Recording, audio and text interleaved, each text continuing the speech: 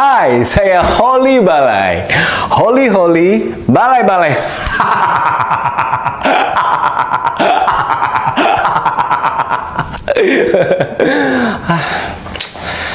Saya waktu kecil dibully.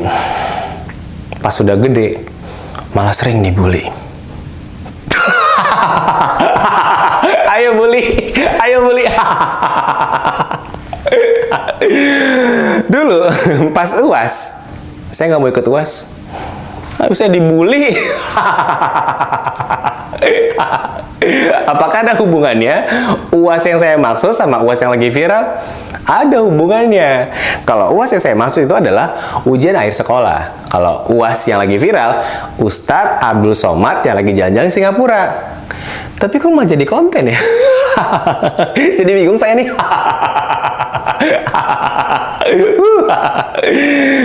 Habisnya sih katanya ya Ustadz Abdul Somad terindikasi membahayakan negara Singapura. Dia katanya memiliki pemahaman ekstremisme. Ingat loh ya, itu bukan kata saya loh, kata negara Singapura. Terus aduh, gara-gara Singapura nih jadi ngeblank. Dan juga UAS katanya juga dikhawatirkan bisa membahayakan negara Singapura. Ingat lagi loh, itu bukan kata saya loh ya.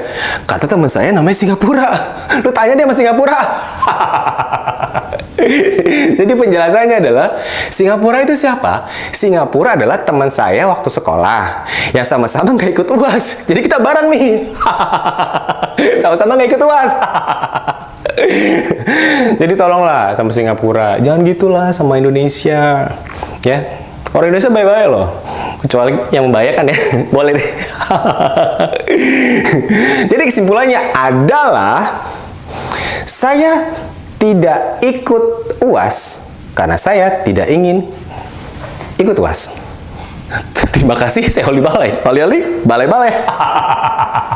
Saya Nanda, saya Holly. Kita di acara Nanda dan Holly Balai Speak Up. Kapan lo susah banget sih Nanda? Ulang. Kita di acara Nanda dan Holly Balai Speak Up. Kayak lagi banyak pikiran nih Om, kenapa sih? Tahu dari tadi kesimpet mulu. Iya. Tapi gue sih nggak banyak pikiran, ngapain mikir-mikir? Kalau nggak punya pikiran gimana? Kita kan harus ada pikiran. Ya memang sih. Iya. Kalau nggak gila ya. Gimana tadi stand up gue Om? Oh keren tuh stand up lo.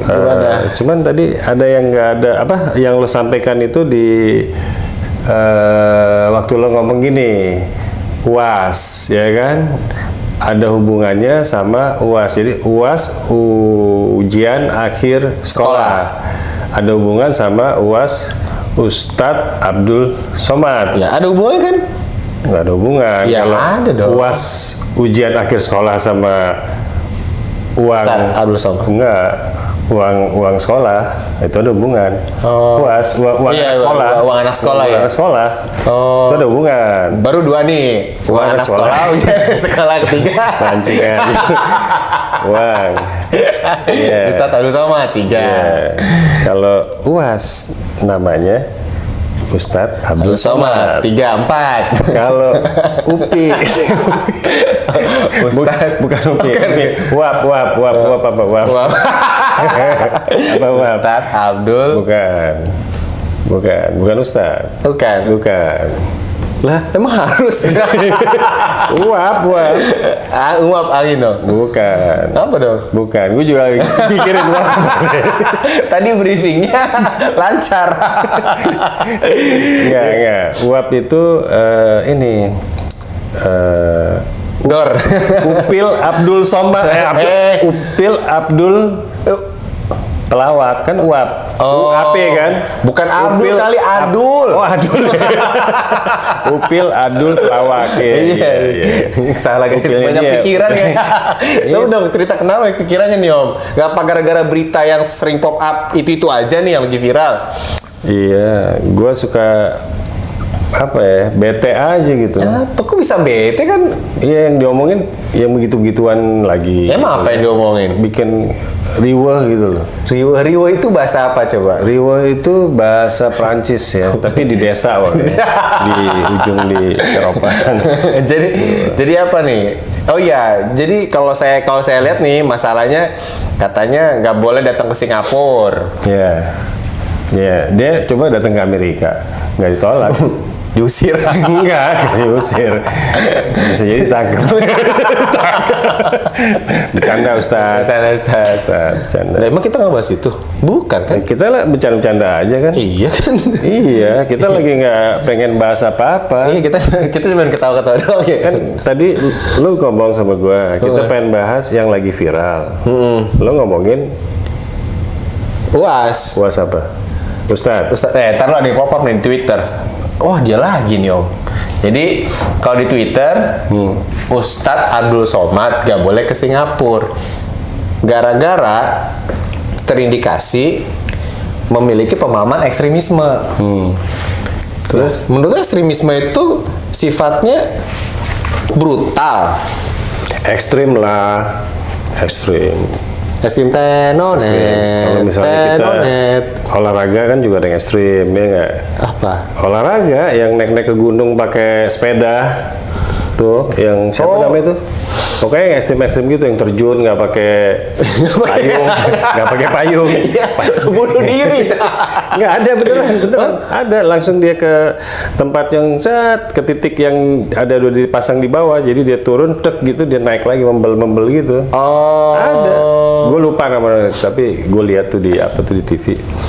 Ya, jadi kalau Ustadz Abdul Somad ke Singapura terus ditolak, lu bilang karena dia memahami katanya lo apa katanya Singapura?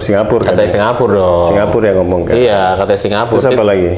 Terus katanya dia bisa membahayakan negara Singapura.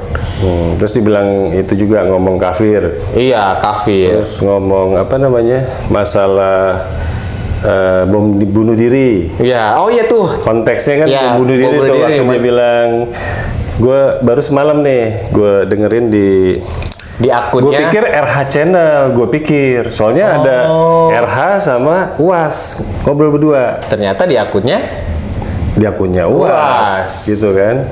Jadi gue pikir-pikir bener juga tadi lo agak-agak ngelawak dikit kan, walaupun nggak lucu kan. UAS ke Singapura, apa nyari konten? Iya. Gitu kan. Jadi bingung kan, gitu kan. Iya, pinter juga. Ternyata bener prediksi kita. Prediksi gue. Prediksi lo kan bikin konten. Iya. Berarti ternyata komedinya lo kan, bukan gue. Iya, ternyata dia memang bikin konten. Gua nggak tahu juga. Lo nggak bisa langsung ngomong kayak begitu. Kenapa? Kan karena dia mau bikin liburan. konten. Enggak, dia mau liburan. Dia mau liburan, bawa istri, bawa anak, mau liburan. Iya, dia udah memprediksi kalau ke sana pasti ditolak. Setelah itu bikin konten. Nah, makanya jadi konten kan di akunnya. Lumayan 40 menitan. Viewersnya gede loh. Langsung ya. Lumayan berapa juta tuh dapat? Gua nggak tahu deh, gua nggak pernah ngitung. Iya, males ya. Iya, males.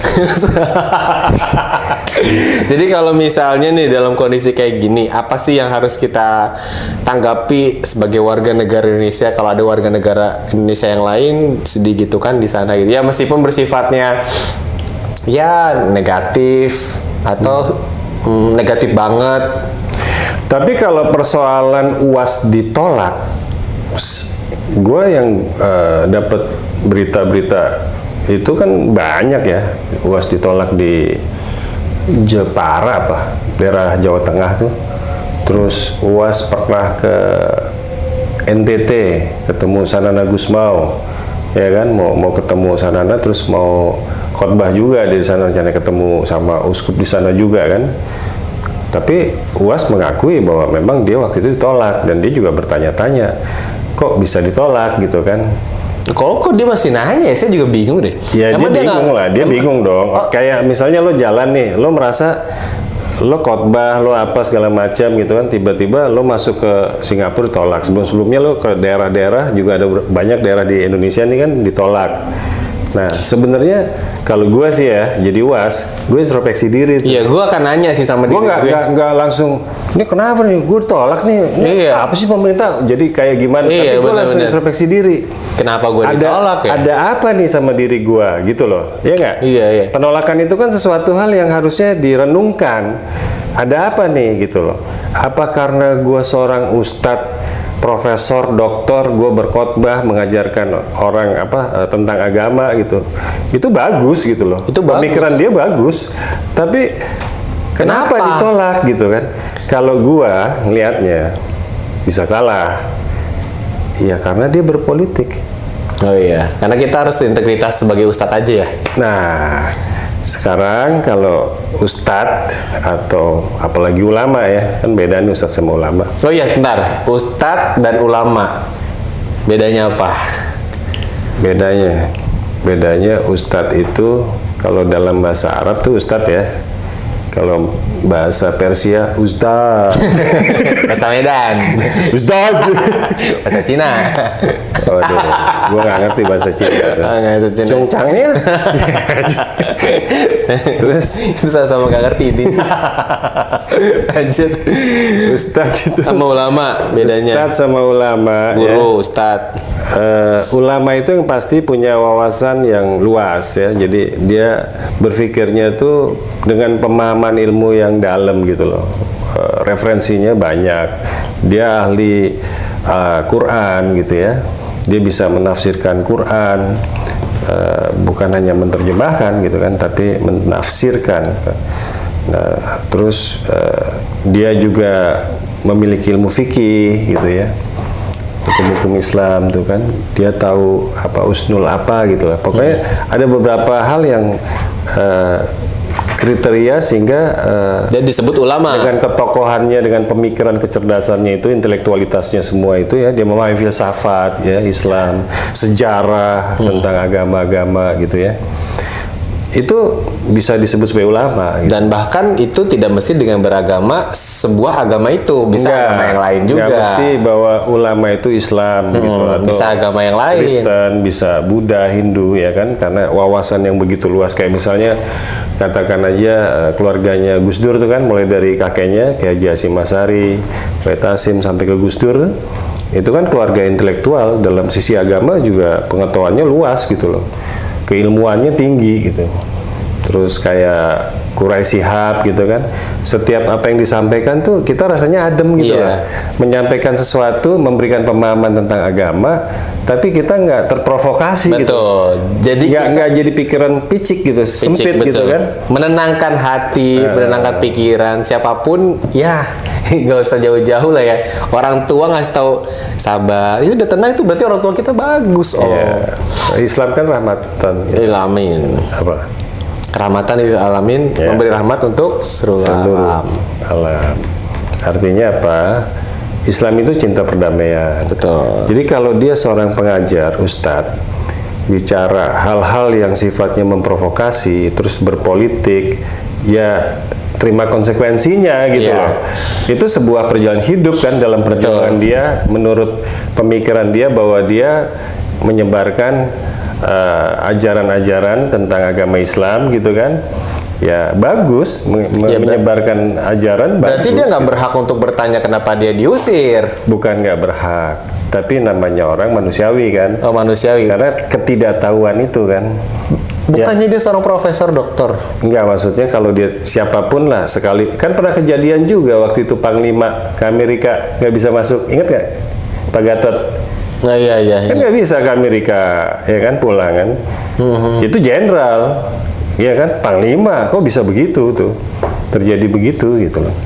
Nah, ada perspektif yang mengatakan karena posisinya berlawanan sama Pak Jokowi, ini dalam konteks UAS nih ya kan. Padahal sih nggak juga.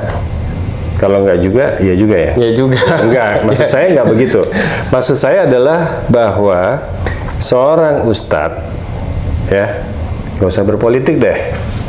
Udah, ustadz, pengajar, ya kan, ngomong agama, dan berikanlah pengajaran yang bisa membangun toleransi gitu ya, bisa membangun Menciptakan kedamaian. kedamaian gitu ya kan, nggak usah memprovok gitu loh. Nah, kalau dia bicara kemarin saya dengar saya pikir RH Channel, katanya Di Ustadz Abdul Somad Official kan mengklarifikasi itu. mengklarifikasi Nah, dibilang tentang statement dia soal bom bunuh diri. Soal bom bunuh diri. Konteksnya kan Palestina gitu kan. Betul, konteksnya Palestina. Tapi kalau dia bilang, ya ini kan bukan kata saya, ini kan kata ulama kan gitu kan. Ya, Saya ulama. penasaran nih ulama yang Ulama mana yang nih? mana? Yang ngajarin orang buat ngelawan terus bikin Bom bunuh diri. atau apalah gitu ya, Betul. walaupun nggak ada senjata apa kan. Iya. Ya, itu sesuatu hal yang buat saya juga masih bertanya-tanya nih. Iya. Tolong dijelaskan, Pak Ustadz. Siapa yang bisa menjelaskan? Yang menjelaskan. Ulama mana gitu kan yang mengatakan bahwa Sabar, Om. perlakuan bom bunuh diri itu Sabar, Om. ya, Sabar. itu tindakan yang Sabar. bisa diterima gitu loh. Iya, sabar. Nggak bisa lah. Sabar. Gimana sih? Istighfar, Om. Sabar. Sabar. Emang kenapa? Enggak. Saya berapi-api jadi panas di ruangan. Enggak. Gue nggak panas. Enggak. Emang agak panasan Iya, AC-nya. saya mati. Jadi secara konteks sebenarnya beliau itu tidak diterima di Singapura karena beberapa alasan, karena rekam jejak dan reputasi yang selalu memprovokasi orang untuk tidak menyukai yang berbeda pendapat sama beliau. Begitu ya? Iya. Lo punya perspektif begitu? Iya, karena segala sesuatu itu kan berdasarkan perspektif dan dia menciptakan perspektifnya dia sendiri tentang orang yang tidak sependapat. Ini yang repot nih. Sekarang ini banyak bermunculan ustadz. Iya, segampang itu ya, Om. Ya, ini perlu ditata nih sama pemerintah nih. Tapi kayaknya udah mulai ditata deh. Jadi nggak Mungkin bisa kurang gencar. nggak bisa orang toto nyebut gara-gara cuman pakai tiap hari maghriban ya kan, subuh ke masjid. Lah gitu emang kan. kayak gitu pakainya orang sholat, Terus Om. iya, maksudnya karena begitu terus tiba-tiba baru sedikit ngomong apa-apa, toto masyarakat udah, Pak Ustadz gitu kan. Semua sekarang di lingkungan saya nih, saya pusing. Nih, Ustadz, itu Ustadz. Lingkungan saya banyak lingkungan Habib kan, di daerah Bukit Duri kan. Ustadz, Habib, Ustadz, buset warga gue hebat. Semuanya Ustadz, terus Habib. Yang warga biasa yang mana nih? Warga biasa. Tiap ketemu, Berarti termasuk yang- gue nih. Gue Oh. kalau lagi pakai ini kan kopi atau pakai apa yang koko Iya, putih, kalau tuh, itu baju bener koko ya? tuh Iya, putih, bener. gue jalan. Kayak Habib juga, Om. Habib gitu, gue dipanggil Habib. Manfaatin, Om. Alhamdulillah kalau gue dipanggil Habib. Habib tuh kan yang dicintai Tuhan kan, cintai Allah. Ya. Yang dikasihi gitu loh. Kalau kata Habib. secara harfiah dia kan keturunan langsung Nabi. Bukan harfiah. Ada yang berpersepsi seperti itu. Oh, itu jatuhnya persepsi ya, bukan harfiah. Enggak, itu pemahaman yang dangkal kalau dibilang Habib itu turunannya Rasul. Iya. Padahal Nabi itu itu yang dikasihi. Jadi orang yang berbuat sosial baik apa segala macam lah, sehingga orang itu dikasih sama Allah kan. Cahayanya, auranya beda, ya kan. Mendamaikan itu, ya. Mendamaikan, ngobrol sama dia sejuk Iya, apa. nggak ngata-ngatain orang, nggak Jadi nyumpahin kalau orang. ada Habib yang ngomongnya di hati kita kayaknya rasanya kok panas kayak apa segala Iya, macam tuh, memancing emosi ya. saya nggak bisa ngomong dia Habib. Nggak bisa. Bilangnya apa dong? Provokator? Ya enggak. Diam Ya, aja. panggil aja Ustadz atau apalah namanya, Abang kalau dekat kan. Abang, Nggak gitu. mesti juga orang Arab semua dipanggil Habib kan. Kalau kayak gitu kan semua Arab bisa panggil Habib. Saya juga dipanggil Habib dong. Saya jadi ada sedikit cerita unik. Jadi pada saat orang tua saya umroh, nemu koran jatuh tulisannya Arab, itu dibawa pulang, disangkanya Al-Quran, Om. Katanya? Ya koran sana tulisannya Arab. Orang di sana. Iya. Iya. Itu menarik Itulah juga ya. masyarakat kita ini masih membutuhkan banyak tokoh-tokoh ya agama yang bisa membangun kesadaran kita untuk mendapatkan sebuah ilmu tentang agama yang kita pahami gitu, yang kita anut ya, yang kita yakini gitu. Jadi karena banyaknya aliran-aliran yang turun menurun nih kan, mulai dari sahabat Nabi ini kan ada 4 kan. Ini kan akhirnya perang sendiri di antara sahabat ingin menggantikan posisi Nabi Rasulullah Muhammad SAW kan. Nah ini menurun nih sampai terjadi peperangan di suku-suku di Middle East, Timur Tengah sampai hari ini kan. Saudi Arabia ribut, Suriah, semua Iran, Irak apa. Tapi ini terjadi kenapa gitu? Karena emang kultur dia emang udah cuaca panas ya kan, makannya kambing dulu ya kan. Emosian berarti Terus ya artinya emang keras gitu, kehidupannya keras, nyari air gara-gara mata air aja oase atau apa bisa perang gitu kan. Nah ketika itulah makanya diturunkan Nabi banyak di wilayah situ, karena memang culture-nya udah begitu, udah perang-perang melulu dan sampai hari ini gitu. Kalau di Indonesia kan enggak, damai. Semua sumber daya ya banyak. Kan? Sumber daya alam banyak ya kan, manusianya ramah tamah ya kan, dari mulai Sabang sampai Merauke. Nah datangnya orang-orang asing ini diterima di sini, abang membawa ajaran Islam lewat pintu apa Aceh itu kan, Serambi Mekah kan Aceh kan. Nah, masuk tuh lewat Parsi dulu yang masuk tuh dari Iran awalnya, sejarahnya begitu, coba baca gitu, bukan dari Arab bukan. Nah terus turun menyebar ya kan ke tanah Jawa, muncul wali Songo nih kan. Ada Wali Songo, di Wali Songo ada turunan Cina juga, jangan salah. Iya, cuma turunan Arab, ada turunan Cina juga. Turunan Cina juga. Turunan Ampel ya kan. Iya. Jadi dari Cina juga datang ke sini untuk nyebar agama Islam gitu loh. Nah, ini kan agama yang datang ini kemudian dipelajari, diyakini sama masyarakat kita nih sekarang. Tapi Bung Karno bilang nih, kalau kita beragama gitu kan, yang Hindu kayak yang Islam, yang Kristen, tapi jangan melupakan culture kita gitu, budaya kita itu loh. Budaya kita itu tetap harus dijaga. Jangan terus kita beragama Islam nih, dengan kita pakai baju koko, pakai apa yang putih itu topi kopiah, sorban. Ya sorban lah, macam-macam itu gaya-gaya Arab. Itu kan peradaban, itu kan pakaian gitu kan. Apakah itu kemudian dia Habib dia harus bagaimana gitu, harus seorang muslim? Enggak, dia bahwa dia muslim gitu. Enggak juga. Nggak bisa. Ada di Israel yang bukan non muslim ya, yang non muslim, pakaiannya sama, gamis juga. Iya, berkerudung pula. Kayak Arab juga. Iya, Arab juga. Sama. Apakah mereka bisa disebut dengan habaib? Ya, enggak juga. Enggak juga. Gitu. Jadi artinya harus membedakan, poinnya harus membedakan antara sebuah keyakinan, ajaran firman-firman Allah ini yang kita pahami dengan bahwa ada sebuah peradaban ya kan, yang itu adalah peradaban Islam gitu loh. Peradaban Islam itu pada zaman dulu kan hebat-hebat kan, hebat-hebat dong. Tahu kan sejarah kamu? Begini. Okay. UAS itu sesuatu hal yang buat saya itu biasa saja, bisa saja terjadi dengan siapapun. Dan setiap negara punya alasan ketika terjadi seperti yang dialami oleh UAS, gitu. Jadi itu suatu yang bisa terjadi sama siapapun. Dengan alasan apapun sebuah negara bisa saja menolak gitu loh. Dan itu adalah hak negara tersebut gitu. Nah, tapi yang menarik adalah bahwa yang menolak nggak hanya Singapura, di dalam negeri pun ada beberapa daerah masyarakat kita yang juga menolak. Itu yang tadi saya bilang, makanya renungkan kenapa bisa gitu ya, kenapa, apa ada ucapannya yang memang menggiring gitu ya, atau bagaimana gitu. Tapi yang jelas track recordnya UAS kan menurut informasi yang saya dapat ya, kalau nggak salah dia pernah di HTI. Nah sementara HTI itu kan dibubarkan oleh pemerintah. Ya kan? Karena memiliki pemahaman ekstremisme. Ya, ada gerakan yang dilakukan oleh HTI dalam rangka membangun negara Islam. Gitu. Nah, kita kan negara Pancasila. Setuju nggak kita negara Pancasila? Setuju. Dengan Pancasila, kita sampai detik ini masih terus lengket nih. Wilayah kita, masyarakat kita semua tuh bisa rukun. Tapi unsur-unsur yang memecah belah ini yang harusnya masyarakat cerdas untuk bisa tahu gitu loh. Ini siapa, ini kayaknya mecah belah. Agar tidak mudah terprovokasi, sebaiknya kita harus mencari sumber dan tokoh yang memang kayak balik lagi kita bilang menenangkan hati. Ya, mencerdaskan kita. Mencerdaskan kita ya. Saya nggak ngomong bahwa UAS tidak mencerdaskan. UAS itu pinter.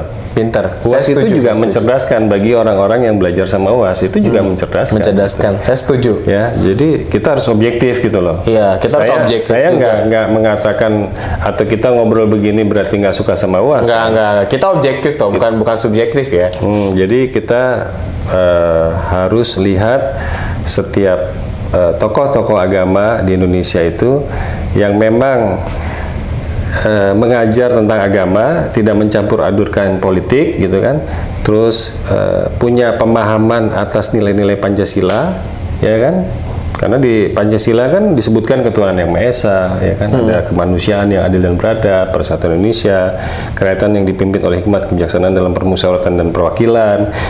Kelima, keadilan sosial bagi seluruh rakyat Indonesia. Jadi ini azas ya, ini dasar pemikiran, ini filosofi dasar ini yang harus dipahami oleh siapapun masyarakat Indonesia, supaya ketika ada pemahaman-pemahaman ya kan yang tidak sesuai dengan filsafat bangsa kita yang cukup arif dan bijak ini, ya itu berarti ya udah tinggal tolak aja, aja gitu kan, ya nggak, tolak aja, tolak aja selesai. Karena semua itu kita yang menentukan, betul, betul. Jadi UAS balik lagi nih, UAS ya, ujian akhir sekolah. Bukan. Siapa? Uni tuh. Kalau UAS kan ujian uang anak sekolah. Anak sekolah. UAS ujian akhir sekolah. Akhir sekolah. Terus ada UAS lagi Ustadz Abdul Somad. Terus ada UAS lagi Opil Adul. Itu UAP. Itu bukan UAS. UAP. Oh, UAP. Ada. udah. Kurang kreatif nih. Ada 4, ada 5, ada 6. Gini, gue kasih tahu. Kalau lo mau kreatif, ya, gue kasih saran nih. Rambut lo kan silver, lo panjangin dikit, lo bikin keriting kisut. Jadi cerdas lo langsung pikiran. Langsung kreatif. Udah, makasih Om. Ya udah, thank you ya udah yang stay sama podcast ini. Nanti kita akan bahas ke podcast selanjutnya gitu. Iya dong, tonton terus podcast kita karena ini episode perdana dan dari kemarin kita mikir dari beberapa yang udah kita buat ya. Iya, dari beberapa tahun yang lalu ya, Om. Udah bertahun-tahun, kontennya udah banyak banget, udah ribuan ya kan. Ribuan. Saking banyaknya hilang. Gue taruh di mana ya kan, bingung kan. Oke, terima kasih. Ya, saya Nanda. Saya Holly. Dadah.